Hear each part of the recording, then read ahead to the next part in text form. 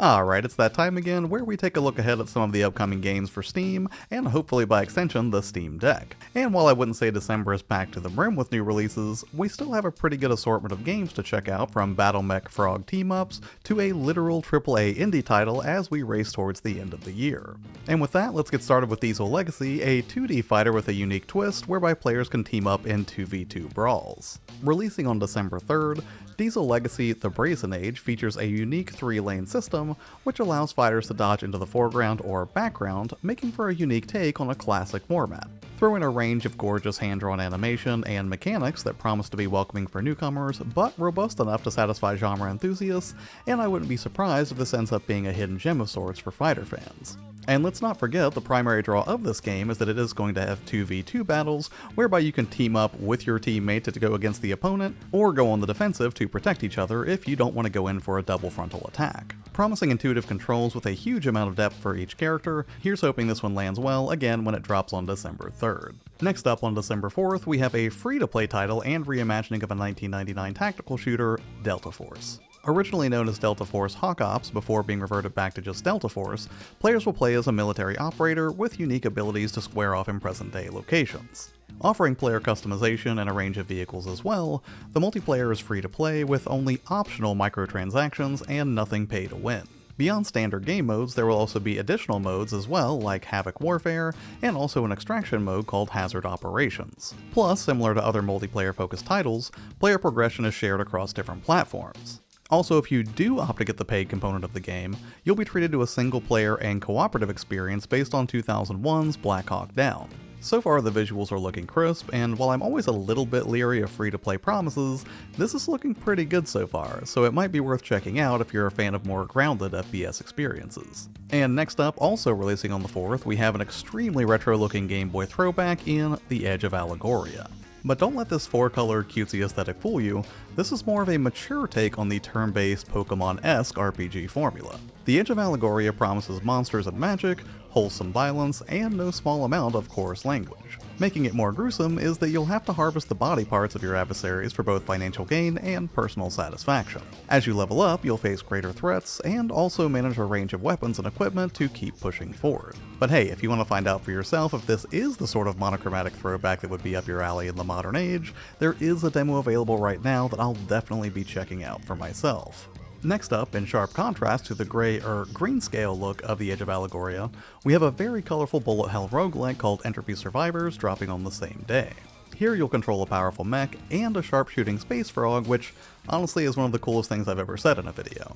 And when it comes to your mech frog duo, you'll be controlling both characters simultaneously. It features a range of creative abilities, powerful weapon customization, and sports 2 to 4 player online co-op to boot. But hey, if the idea of a mech and a frog working together isn't enough on its face to convince you, you can always check out the demo, which is also available right now if you'd like to test the limits of this reverse bullet hell roguelike. Moving on, let's take a look at Uncle Chop's Rocket Shop, releasing the next day on December 5th. And just like Entropy Survivors, this one is also literally a bit out there.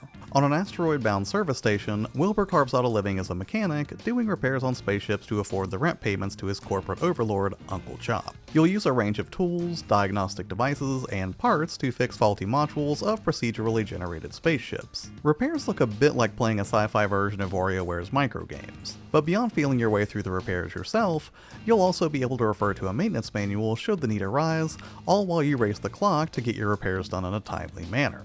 And if you want to get a little practice in, this too has a demo available that you can snag right now if you want to go ahead and get a jump on fine-tuning your repair skills.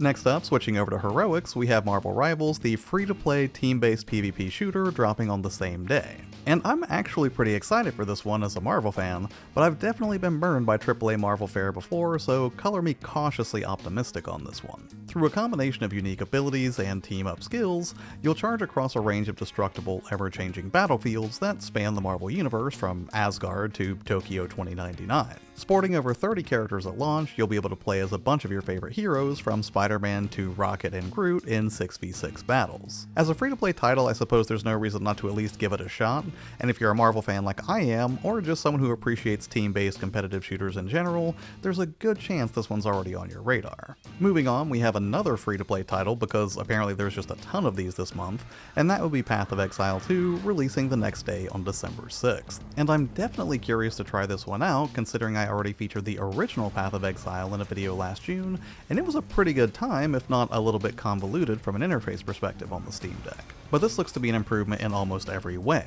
Featuring co-op play for up to 6 players, this is set years after the original Path of Exile and has you returning to the dark world of Wraeclast, which I think I'm pronouncing correctly, all in a bid to end the spreading corruption.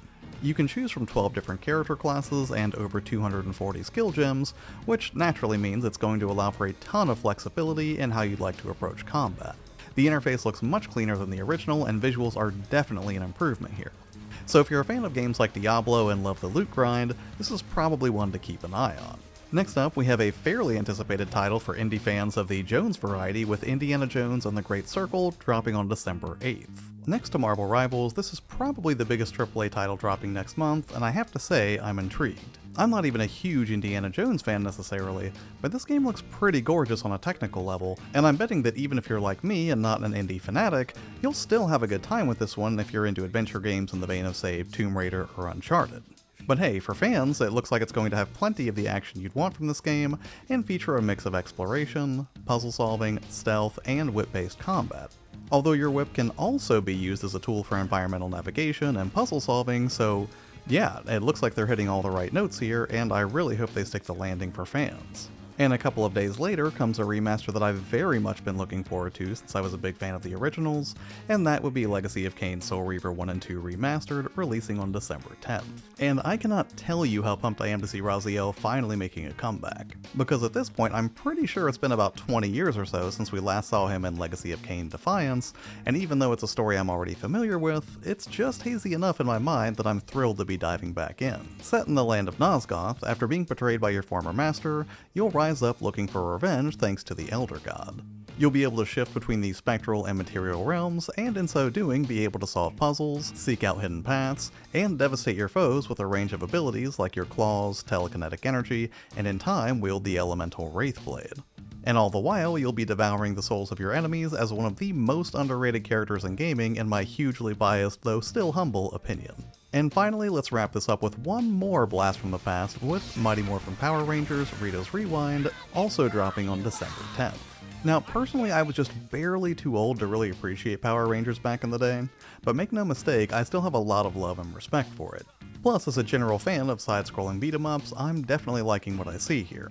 In Rita's Rewind, the team faces off against a robotic reincarnation of Rita herself, Robo-Rita, who's on a mission to travel back in time and ally with herself to take on the Rangers once again. Rocking that classic 90s pixel art, you'll be able to play as the original Rangers and also pilot all of the original Dinozords, and naturally get the chance to pilot the Megazord as you take down giant bosses. This whole thing feels like a love letter to fans, and here's hoping Digital Eclipse knocks this one out of the park. Alright, and that's it for this one, but if there's any games that I missed, please do let me know in the comments below. Again, this is not a comprehensive list of every game that's dropping in December, rather just the ones that I found most notable, and here's hoping those do well on the Steam Deck as well. Coming up on the channel, I'll be taking a look back at my most reliable Steam Deck accessories next week, so stay tuned for that. And as the new year closes in, I'm also hard at work on a recap of some of my personal favorite Steam Deck games from throughout 2024. As always, I appreciate you taking the time to hang out with me here on the channel. Have an amazing day, and I'll see you on the next one. Bye.